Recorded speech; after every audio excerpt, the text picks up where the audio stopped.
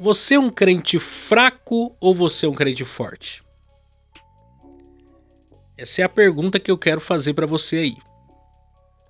E a resposta para essa pergunta, o que está no bojo dessa pergunta é uma outra pergunta que corriqueiramente os crentes fazem. Que é aquela pergunta do pode ou não pode? Quando você observa um crente que fica muito em cima do muro sobre certas questões, sobre pode, não pode, faço, não faço, ele começa a dar sinais para mim se ele é um crente fraco ou se ele é um crente forte. Porque o capítulo 14 da carta do apóstolo Paulo aos Romanos, que tem por tema central a liberdade cristã, tem como principal pergunta essa: pode ou não pode? Afinal de contas, o que eu posso fazer ou o que eu não posso fazer? De acordo com o entendimento da minha liberdade cristã, do entendimento do evangelho, o que me é permitido, o que me é proibido? O que é uma questão de consciência e o que é um preceito, uma ordenança bíblica, como regra de fé e prática para me cumprir? Eu só vou entender claramente, saber responder essa questão uma vez que eu entendi a mensagem do evangelho. E se eu, de fato, sou um crente forte. Um crente fraco sempre vai ter como principal questionamento: pode ou não pode, faço ou não faço, vou ou não vou, quero ou não quero. E é isso que nós vamos responder no programa Palavra Viva de hoje.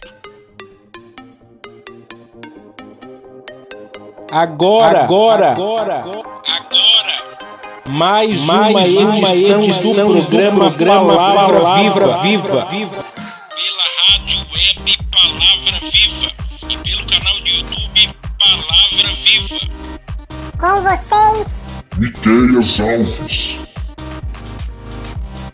Muito bem, meus irmãos, graças a Deus, estamos aqui para mais um programa Palavra Viva, pela rádio web Palavra Viva, bem como também aqui pelo nosso canal, o canal Palavra Viva, que eu quero que vocês já se inscrevam aqui.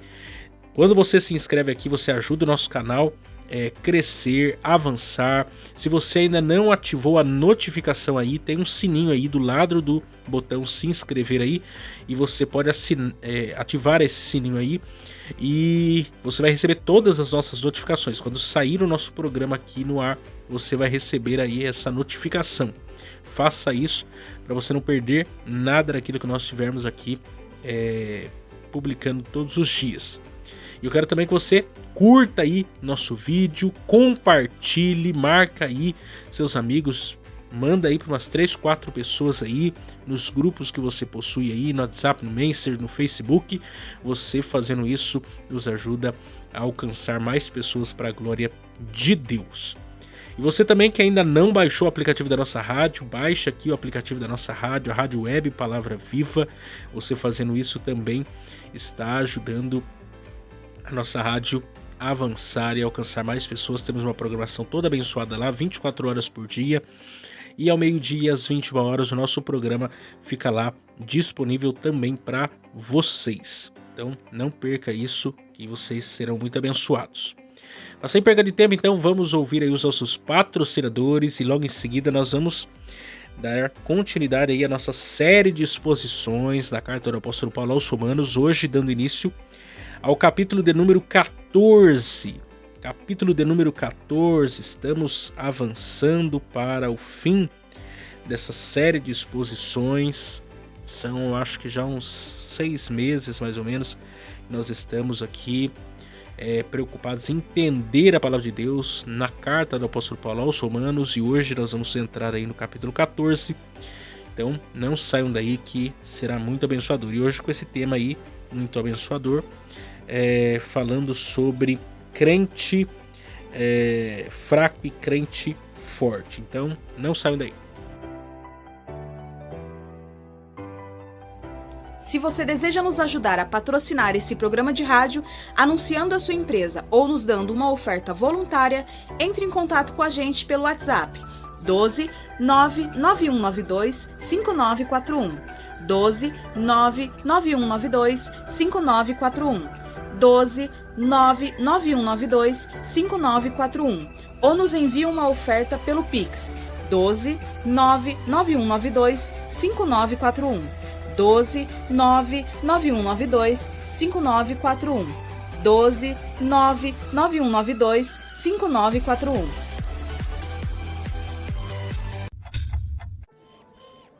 Pinda Baterias. Baterias somente para carros a partir de R$ 150 com troca e até 3 vezes sem juros. Situado na Avenida Doutor Fonte Júnior, 1149, Maria Áurea, Pindamonhangaba, São Paulo. Telefone 12 3648 8135 ou 12 99191 3026. Tratar com Neide Ramos ou Cláudio Bueno. Serralheria Venâncio. Para confecção de portão basculante, grade, portão de correr, cobertura de policarbonato e toldos. Telefone 12 98222 2300. Tratar com Cláudio Venâncio.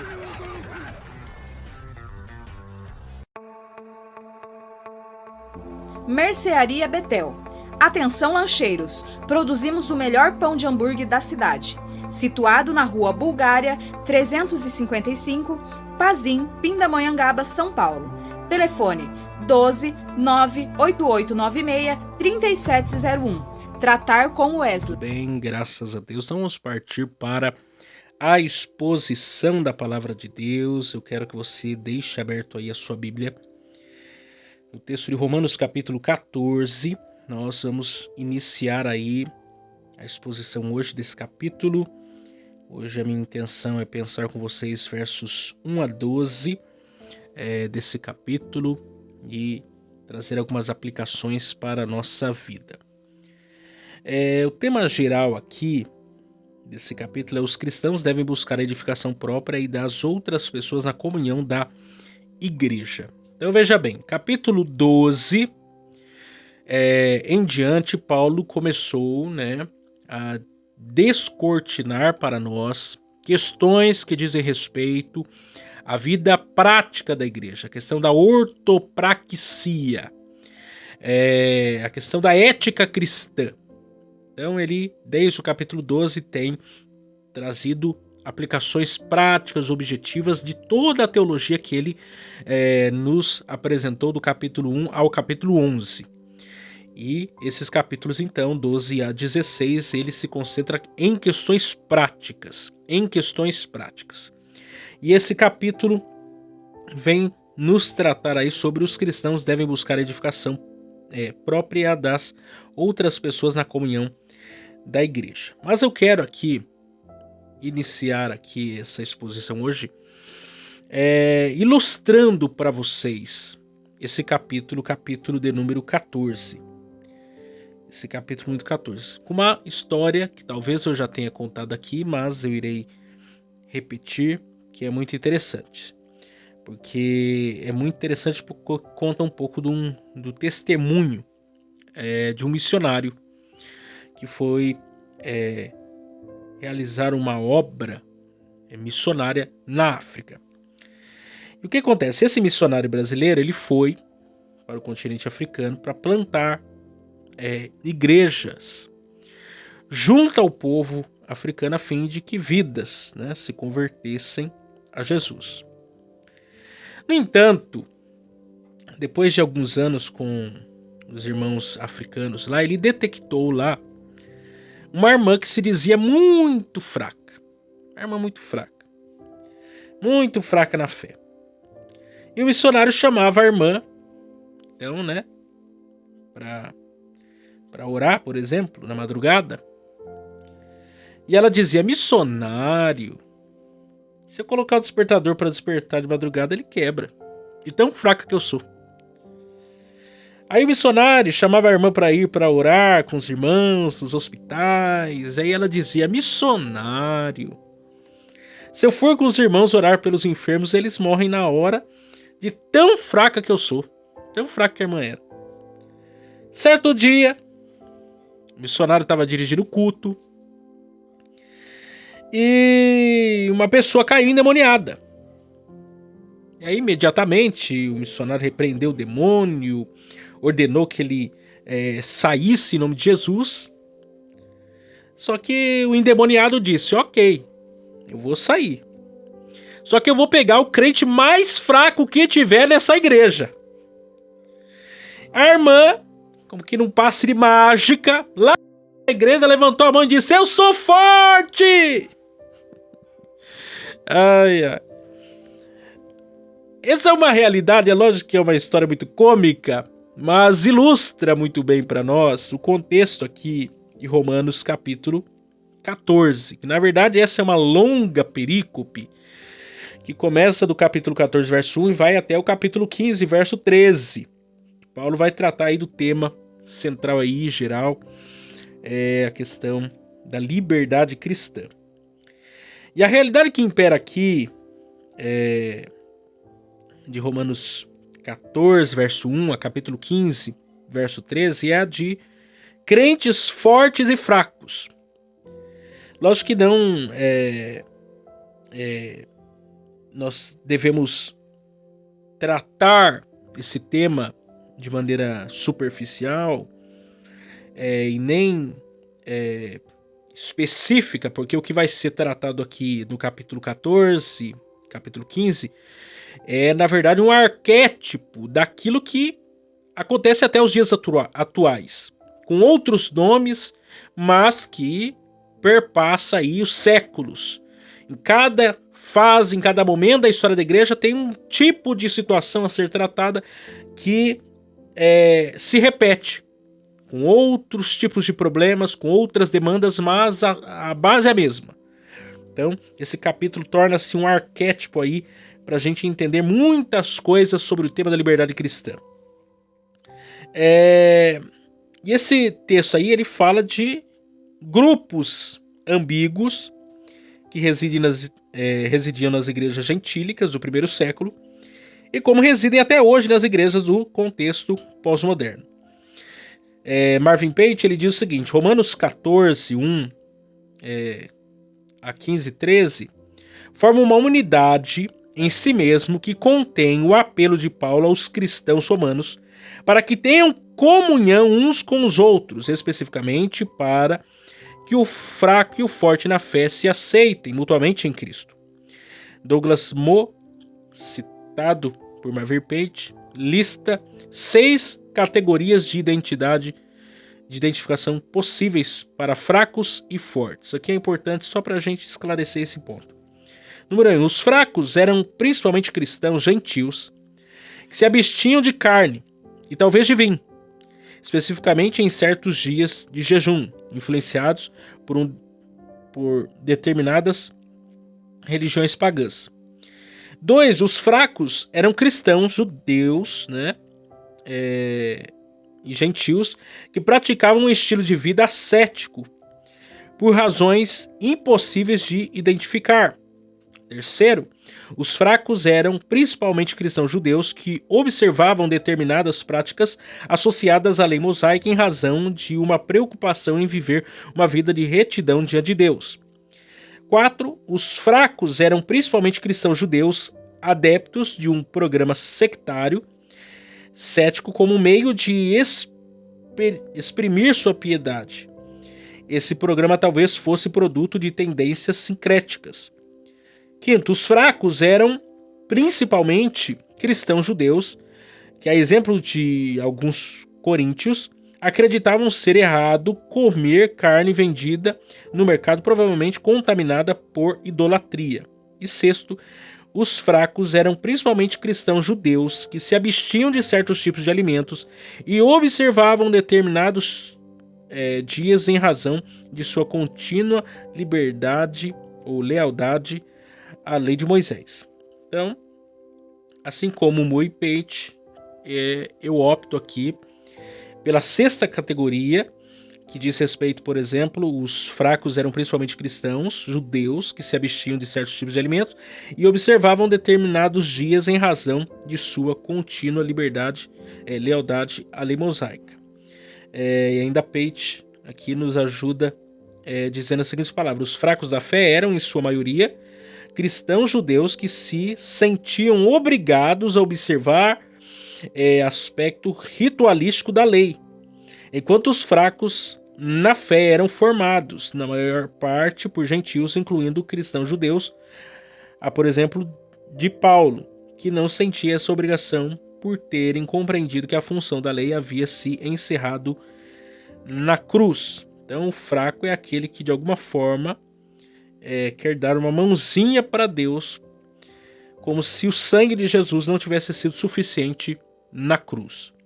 Então, só para nós esclarecermos aqui, quando Paulo está falando de crente fraco e crente forte, ele está pensando em dois grupos de pessoas. Lembrando que a igreja de Roma, ela era composta por sua grande maioria de gentios e um grupo de judeus convertidos a Cristo. Nesse contexto aqui, os fortes a que Paulo está se referindo são os gentios convertidos, que entenderam a pregação do evangelho, que não estão presos aos legalismos do judaísmo, que Paulo combateu veementemente durante toda a carta. Vocês têm aqui observado isso comigo. E os fracos da fé são judeus convertidos, que estavam ainda apegados de alguma maneira aos ritualismos do judaísmo, né? Quanto às restrições que a lei mosaica apresentava e apresentou, né? Quanto ao que comer, ao que vestir, quanto ao que beber, aos dias sagrados e assim por diante. Então, quando nós estamos falando de crente fraco e crente frio aqui, ou crente forte, estamos pensando em judeus e gentios convertidos. Mas vamos ler então o texto aí, Romanos capítulo 14. Romanos capítulo 14, verso 1 até o 12, para a gente começar então a expor esse texto aqui tão precioso. O texto diz assim: ora, quanto ao que está enfermo na fé, recebei-o, não em contenda sobre dúvidas. Porque um crê que de tudo se pode comer, e outro que é fraco come legumes. O que come não despreza o que não come, o que não come não julga o que come, porque Deus o recebeu por seu. Quem és tu que julgas o servo alheio? Para seu próprio Senhor ele está em pé ou cai, mas estará firme, porque poderoso é Deus para o firmar. Um faz diferença entre dia e dia, mas outro julga iguais todos os dias. Cada um esteja inteiramente seguro em seu próprio ânimo. Aquele que faz caso do dia, para o Senhor o faz. O que come, para o Senhor come, porque dá graças a Deus, e o que não come, para o Senhor não come e dá graças a Deus. Porque nenhum de nós vive para si, nenhum morre para si. Porque se vivemos, para o Senhor vivemos, se morremos, para o Senhor morremos, de sorte que, ou vivamos ou morramos, somos do Senhor. Foi para isso que morreu Cristo e tornou a viver, para ser Senhor tanto dos mortos como dos vivos. Mas tu, por que julgas teu irmão? Ou tu também, por que desprezas teu irmão? Pois todos havemos de comparecer ante o tribunal de Cristo. Porque está escrito: pela minha vida, diz o Senhor, todo joelho se dobrará diante de mim e toda língua confessará a Deus. De maneira que cada um de nós dará conta de si mesmo a Deus. Então vamos pensar nesse texto aqui. A temática levantada aqui por Paulo de vegetarianismo e de não vegetarianismo parece ridículo para a igreja atual. No entanto, suas implicações, né, reverberam no tempo. O tema por trás desse texto é a liberdade cristã, o famoso pode ou não pode. Dessa maneira, então, algumas verdades precisam aí ser destacadas para nosso entendimento. Número 1 aí. Os fortes devem aceitar os fracos. Os fortes devem aceitar os fracos. Diz o texto: aceitem, versão aqui da NVI, aceitem o que é fraco na fé. Aceitem o que é fraco na fé. A que fraco na fé Paulo está se referindo? Os imorais, ou os carnais. Paulo não está aqui se referindo a cristãos carnais e imorais, no âmbito moralmente condenável, mas a cristãos convertidos que ainda estão à base do leitinho espiritual. Nas comunidades gentílicas havia judeus convertidos que ainda estavam cativos à lei de Moisés, ou seja, eram judeus convertidos à fé em Cristo, mas que padeciam das duras exigências da lei mosaica em sua consciência cauterizada. Nisto, associar a lei da liberdade em Cristo era um ultraje para os fracos. Afinal, comer carne ou comer vegetal? Eis a questão. Ou seja, os fortes, quem eram os fortes aqui? Os gentios. Devem aceitar os fracos. Quem eram os fracos aqui nesse contexto? Os judeus convertidos. Vocês devem estar lembrados da dificuldade, por exemplo, a carta aos Gálatas surge por causa desse problema. Do judaísmo, né, dos judaizantes, tentando implementar a Igreja de Cristo práticas que eram comuns aos judeus e que em Cristo foi abolida, que em Cristo já não tinha mais significado. Por exemplo, a guarda do sábado não tem mais significado para nós. A questão dos alimentos proibidos não tem mais significado para nós. A questão de um calendário para festas e ocasiões, etc., não tem mais significado para nós. Mas esse povo vinha para o cristianismo, se convertia a Cristo, só que ainda estava apegado a certas coisas. Acabava causando um certo incômodo, porque o cristianismo é completamente oposto, de certo modo, do judaísmo.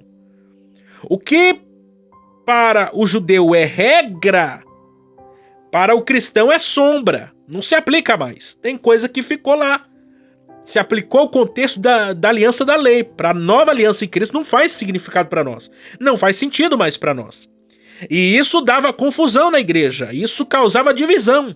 Em vez de trazer unidade, convergência, todo mundo pensando a mesma coisa, trazia dificuldade. E aí começava a haver essa separação. Começava a haver essa desunião, começava a haver separação no corpo de Cristo. Em vez de haver convergência, havia divergência. E isso dava problema, como até nos dias atuais.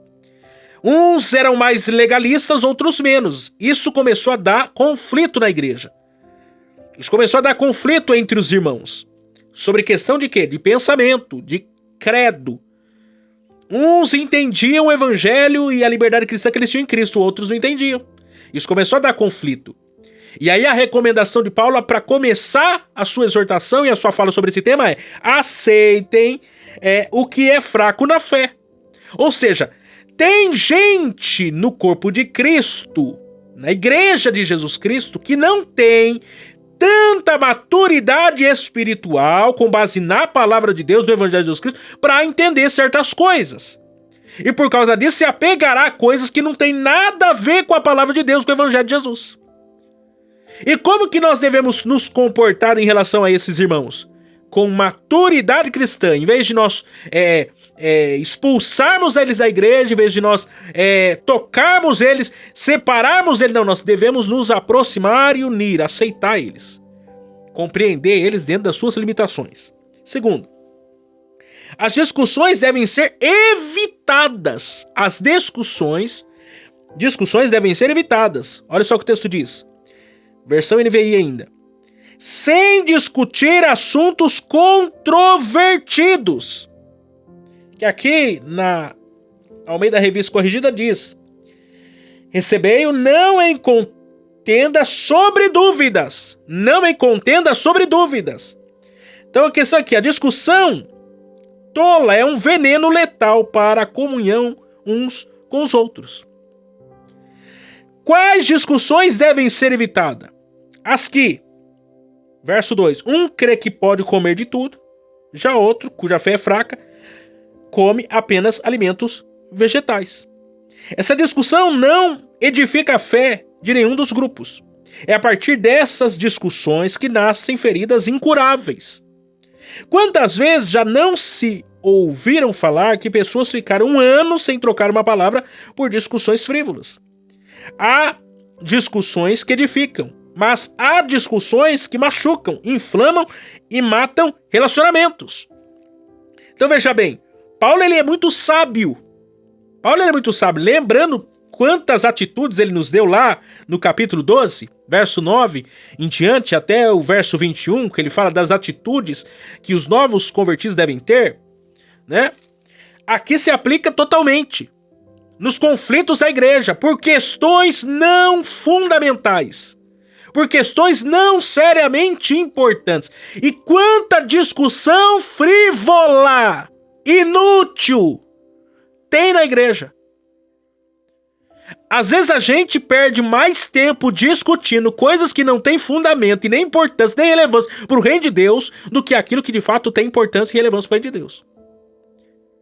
E aí a gente, em vez de costurar relacionamentos, nós criamos ainda mais machucados, mais feridas, e a coisa só piora.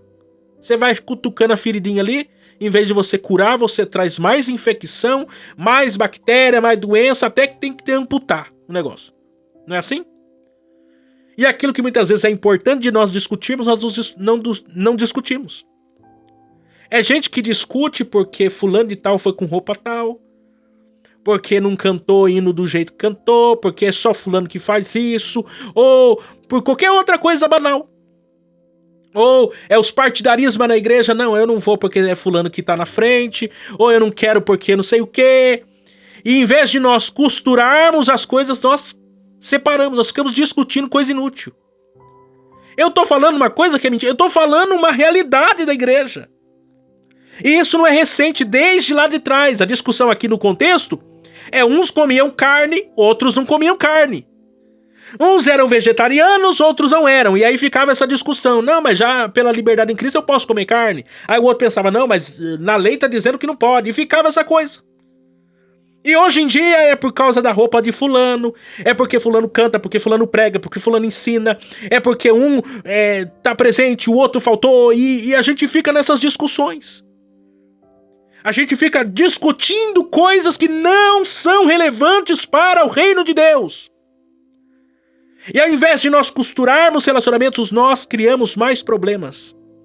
Nós temos que vigiar quanto a isso aí. Porque tem gente fraco na fé na igreja. E a gente tem que saber lidar com os fracos.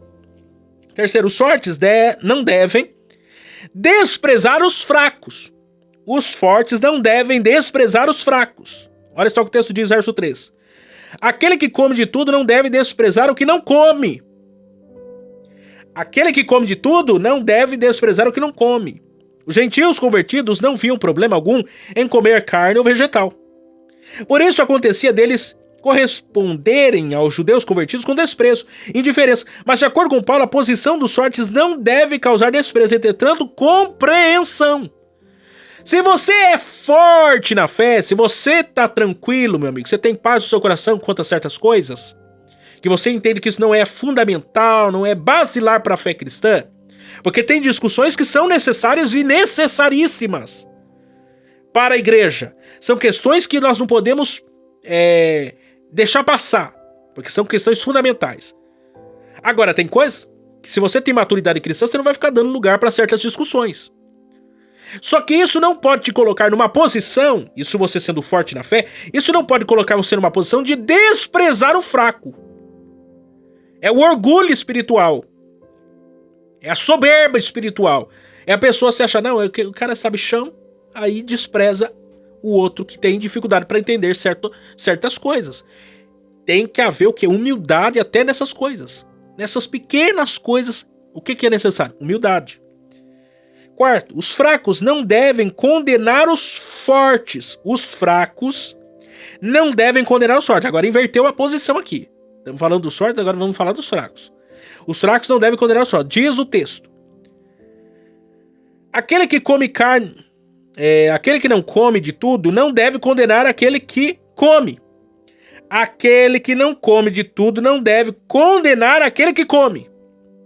É bem verdade que estamos bem mais susceptíveis a julgar do que a amar. O jogo de empurra nas igrejas gentílicas abria margem para o grupo dos que desprezam e dos que julgam. Contudo, nenhum e nem outro estava certo. O grande mal das igrejas são as panelinhas partidárias que apenas servem para matar a unidade do corpo. Não tem panelinha aí na sua igreja não, né? Não tem o partido A, não tem o partido B, não tem o candidato do partido A, não tem o candidato do partido B. Sua igreja não tem essas coisas, né? Sua igreja é um céu. A sentença final de Paulo nessa situação é que Deus aceitou os fracos como os fortes. Ambos precisam crescer juntos e aprender mais das verdades de Deus. Seja comendo carne ou vegetal, picanha ou brócolis, frango a passarinho ou vinagrete. O que importa é a aceitação de Deus. Ao entrar no versículo 4, Paulo põe uma pedra no assunto e diz: quem é você para julgar o servo alheio? É para o seu Senhor que ele está de pé ou cai, e ficará de pé, pois o Senhor é capaz de o sustentar. A Bíblia Viva clareia mais o significado desse versículo quando diz: eles são responsáveis perante Deus e não perante vocês. Deixem que ele lhe diga se eles estão certos ou errados. E Deus mesmo é capaz de levá-los a agir como devem.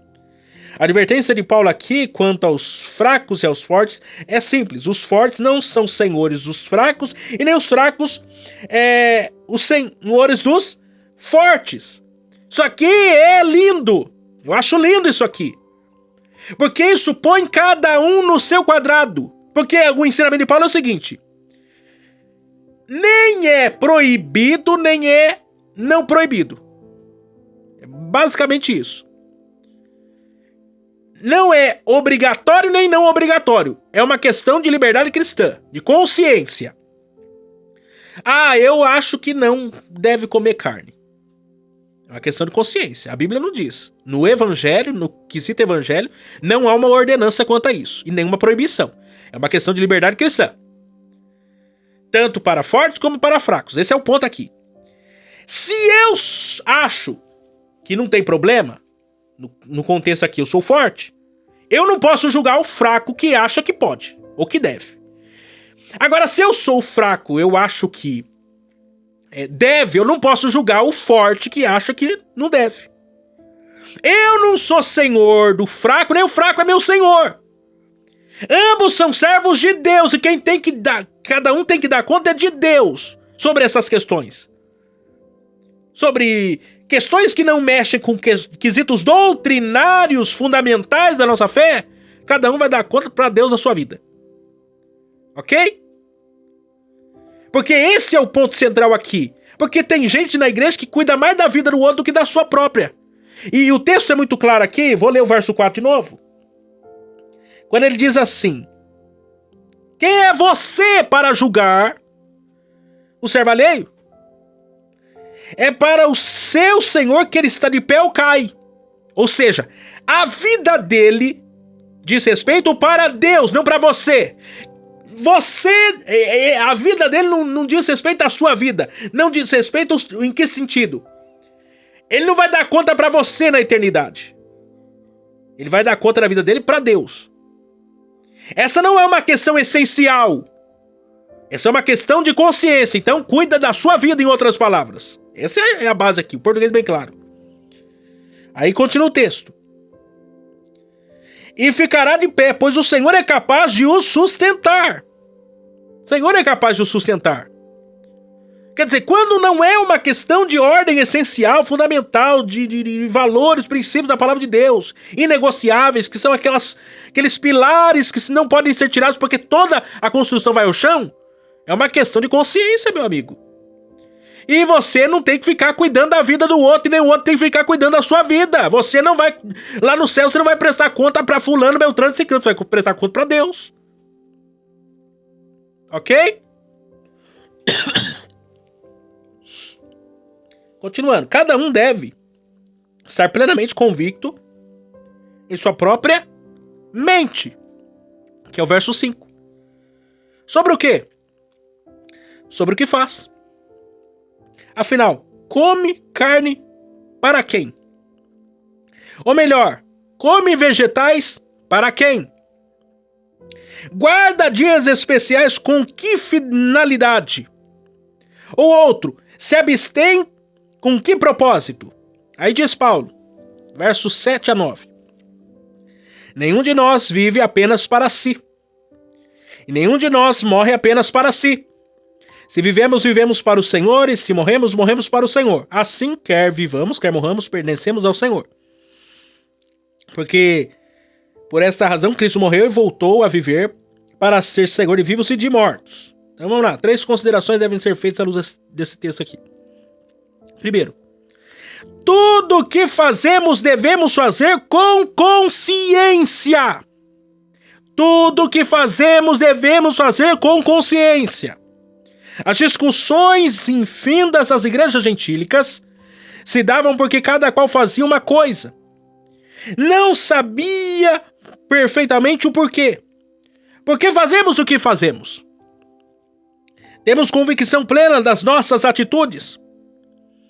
Quando sabemos com precisão o porquê fazemos o que fazemos, não dividimos nosso tempo com discussões inúteis. No entanto, quando temos dúvida do que cremos, perdemos dias, semanas e até mesmo meses de discussões sem fundamento. A nossa consciência juíza de nossas causas e dessa forma só perdemos o juízo se formos traídos por nossa própria consciência. Deixa eu falar isso pra você. Você tem convicção plena daquilo que você crê? Você tem convicção? Você sabe? Você tem percepção clara daquilo que você acredita? Dentro do tema da liberdade cristã? Deixa eu dar exemplos aqui, porque vale ressaltar isso aqui. Quando eu tô falando de liberdade cristã, o que eu tô querendo dizer com isso? Tem questões que são questão de costumes, de uma questão de cultura. Vou dar um exemplo bem clássico. Eu pertenço ao meio pentecostal. E no meio pentecostal há não em todos os lugares e não mais de maneira com muita represália e força, mas em alguns contextos ainda existem assim. Pessoas, por exemplo, que entendem que o correto é adotar os usos e costumes, ok? Usos e costumes, no quesito que foi definido por uma denominação evangélica, isso está de acordo com a palavra de Deus? Sim e não. Porque a Bíblia não fala de uso e costume. A Bíblia não diz, olha, usa saia. A Bíblia não diz, olha, você tem que ter um corte de militar, tem que fazer a barba, tem que ter barba feita. A Bíblia não fala nada disso. A Bíblia fala disso, se você vier falar pra mim que fala, coloca aí que eu quero ver. Que eu quero saber aonde tá esse negócio aí. Porque você vai arrumar uma briga comigo. Porque você vai pegar uma coisa de um contexto que tem nada a ver com o nosso, vai querer impor aqui. A Bíblia fala, olha, você tem que usar terno, você tem que usar gravata, porque a gravata é divina. No céu todo mundo vai usar terno. Nos anjos do céu usa terno. Isso tá na Bíblia? Não tá na Bíblia. Não, a saia tem que ser até o pé, ou a camisa tem que ser só aqui. Tem que ter gola alta. A Bíblia tá falando disso? Não. O máximo que a Bíblia vai falar é de modéstia. E você pode ser modesta, uma irmã pode ser modesta usando uma saia, como usando uma calça. Como ela pode ser indecente usando uma saia, como usando uma calça. A questão não está no que ela tá usando, mas no quê? No propósito da finalidade, é a modéstia. Ela se vestir com aquilo e dizer assim, isso aqui tá apresentável. A mesma coisa o homem. Quer dizer, tem coisas que tá na linha aqui da cultura. De cada denominação, de cada ambiente. Até porque se eu for lá para a Ásia, por exemplo, lá para os países orientais, até o jeito deles se vestirem, como na África, o jeito deles se vestirem é diferente do nosso. Não é igual a maneira de nós nos vestirmos. E com certeza lá, coisas que eles entendem como extravagante ou não extravagante, para nós não vai dizer respeito de nada. Por quê? Porque o jeito deles se vestirem dizem respeito da cultura deles. A palavra de Deus ela é atemporal e ela é acultural. Ela se aplica em todas as culturas. Todas as culturas. Então tem coisa que está na zona do respingo. É uma questão de consciência. Ok? É uma questão de consciência. Isso eu só estou dando um exemplo, mas tem várias outras coisas que eu poderia listar aqui, mas o tempo não permite. Então, por exemplo, diante desse fato, alguém vai dizer assim, não, mas eu acho que o correto é usar os usos e costumes. Ok? Essa é a consciência que ela tem, ela acha que o certo é aquilo. Se ela tem aquilo por certo, eu não discuto mais com aquela pessoa. E nem aquela pessoa deve discutir comigo porque eu penso diferente dela. É uma questão de consciência, de escolha pessoal. Agora, se a pessoa entende que não é, eu também não posso recriminar aquele que escolheu ser assim. É uma questão de consciência. Como também, vale ressaltar isso aqui, se você está numa igreja que tem uso e costume, aí eu tenho que dizer pra você vai ter que se aderir ao contexto que você está inserido. Se você não gosta de uso e costume, vai pra uma igreja que não tem uso e costume. É uma questão simples, é uma questão de consciência, A gente tem que entender o contexto que nós estamos inseridos. Isso não é basilar para a fé cristã, isso não é basilar para ir para o céu, para ir por fé, coisa semelhante. É uma questão de consciência. É uma questão de entender cada coisa dentro do seu contexto. Porque tem até uma irmã aí engraçada aí na internet. Eu vou falar engraçada porque é engraçada mesmo. Que não tô recriminando nem dizendo nada da virtude, nada dela. Que é a irmã Nadir, que ela virou meme na internet. Ela fala coisas absurdas. Fala coisas absurdas que eu posso dizer com toda a clareza e certeza que são antibíblicas. Eu queria saber onde ela achou fundamento na Bíblia, porque tá fora da palavra de Deus. Mas tem gente que acredita no que ela tá falando. E que acredita no que ela pensa. Mesmo sendo contra a palavra de Deus, mesmo não tendo fundamento nenhum na palavra de Deus. Mas tem gente que acredita. Essa pessoa é menos crente, mais crente por causa disso? Não. Não sou eu que vou julgar ela. Quem vai julgar ela é Deus. É uma questão de consciência.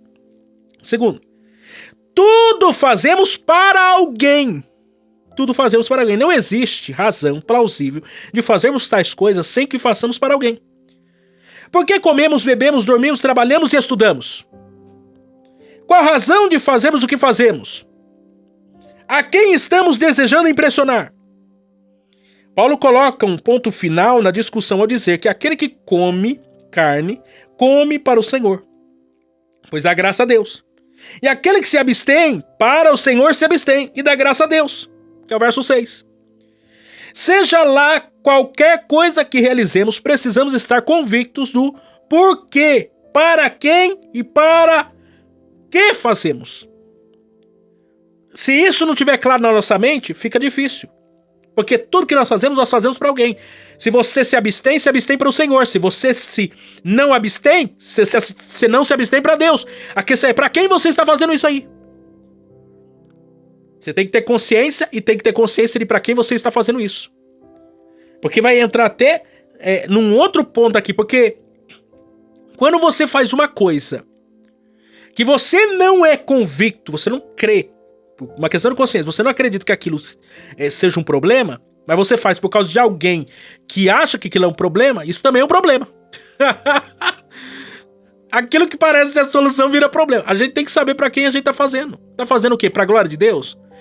Porque Deus, ele sonda o coração do ser humano. Não adianta. Não adianta você querer fazer para homens achando que Deus está aceitando, sendo que Deus sabe o que tá no teu coração. Terceiro, tudo o que fazemos tem um propósito último. Jesus veio para morrer e ressuscitar dos mortos a fim de ser Senhor de vivos e mortos. Esse era o fim último de Cristo para a humanidade. Dessa maneira, sendo nós salvos por Cristo, o nosso fim último, nosso propósito último é glorificar a Deus pela salvação em Cristo. Tudo o que fazemos deve culminar na glória de Deus. Uma vez que fazemos o que fazemos sem visar a glória de Deus, não sabemos o que é ser cristão. Ou seja, tudo que você faz deve ser feito para uma coisa, a glória de Deus. Para o louvor e a glória de Deus. Quer comamos, quer bebamos, tudo façamos para a glória de Deus. Nos versos finais, que eu quero ler com vocês aí, versos 10 a 12, Paulo escreveu dizendo: mas tu, que julgas teu irmão, ou tu, também que desprezas teu irmão, pois todos havemos de comparecer ante o tribunal de Cristo. Porque está escrito: pela minha vida, diz o Senhor, todo joelho se dobrará diante de mim e toda língua confessará a Deus. De maneira que cada um de nós dará conta de si mesmo a Deus. Duas razões aí, segundo Marvin Page, emergem de Romanos aí 14, 11 a 12 para explicar por que o fraco e o forte devem se acolher mutuamente. Primeiro, Deus e Cristo acolheram ambos. Segundo, ambos prestarão contas perante Deus e Cristo. O julgamento entre os crentes se torna ridículo quando pensamos que todos nós compareceremos diante do tribunal de Deus. No céu não prestaremos contas ao irmão A, B, C ou D, mas de nós mesmos. A paráfrase da Bíblia Mensagem ressignifica as palavras de Paulo em uma linguagem muito pertinente à nossa geração quando diz, observe a leitura: além do mais, o que você vai ganhar ao criticar um irmão, E quando você é tolerante com um irmão, uma irmã, preciso dizer que isso faz você parecer um tolo. Ou algo pior. Afinal, um dia todos nós iremos nos ajoelhar para sermos julgados na presença de Deus. Sua crítica ou sua tolerância não vão melhorar sua situação nem um pouco. Leiam vocês mesmos o que as Escrituras dizem. Tão certo como eu vivo e respiro. Deus diz, todo joelho se dobrará. Na minha presença, toda língua dirá a pura verdade. Que eu, e somente eu, sou Deus. Portanto, parem de se preocupar indevidamente com os outros. Vocês já têm bastante com que se preocupar, cuidando da própria vida diante de Deus. Se nós entendemos essa frase final assim, vocês têm bastante com que se preocupar, cuidando da própria vida diante de Deus, já ganhei meu dia, você já ganhou seu dia. A gente tem que parar com esse negócio. Na igreja vai haver crente fraco, na igreja vai haver crente forte, mas cada um precisa o quê? Entender que a sua vida está nas mãos de Deus. Tudo que se faz-se para a glória de Deus. E é para Deus que nós iremos prestar conta de cada uma dessas coisas. Tem coisas que são, como eu já disse aqui, que estão na zona de respingo, na zona cultural, que é uma questão de consciência, à luz do evangelho do nosso Senhor Jesus Cristo. Tem coisas que não. Por exemplo, tem coisa que é estrutural, fundamental, não tem como você mudar. Por exemplo, alguém dizer pra você assim, eu não creio no Espírito Santo, isso é fundamental, estrutural. Se a pessoa não crê na Trindade, ela não é cristã. Eu não creio que Jesus é Deus, é estrutural. Se a pessoa nega a divindade de Cristo, ela negou a fé, ela negou o cristianismo. Isso não é discutível. Isso não é algo que eu posso pensar agora. Eu não sei se eu posso ou não comer carne. Isso daí não é fundamental, não é estrutural. Ok? E tem muita coisa que tá nessa zona de respingo, tá na zona não estrutural, e a gente gasta muito tempo nessas coisas do que naquilo que é realmente fundamental e importante. Julgando fulano, beltrano, cicrano por coisas que não são importantes. O que é importante saber se ele tá tendo comunhão com Deus, com o Espírito Santo, com a palavra de Deus. Se ele tá vivendo uma vida de quebrantamento, uma vida de entrega a Deus. Isso é o que é importante. E as demais coisas vão sendo acrescentadas, vão se fazendo aparecer no todo. Espero que você tenha entendido isso. Tenha tido maturidade espiritual para me ouvir até agora. Como um crente forte. Como um crente que entendeu que é de fato o cristianismo, que é a fé cristã. Para viver para a glória de Deus, vem unidade no corpo de Cristo. Deus abençoe vocês. E amanhã estaremos aqui de volta para mais um programa Palavra Viva, se Deus assim nos permitir. Chegamos ao final de mais um programa Palavra Viva. Vocês que nos ouviram pela rádio web Palavra Viva e para vocês que nos acompanharam pelo canal de YouTube Palavra Viva. Aproveitem, se inscrevam no canal, deixem o seu joinha e compartilhem com seus amigos. Até a próxima vez. Tchau, tchau.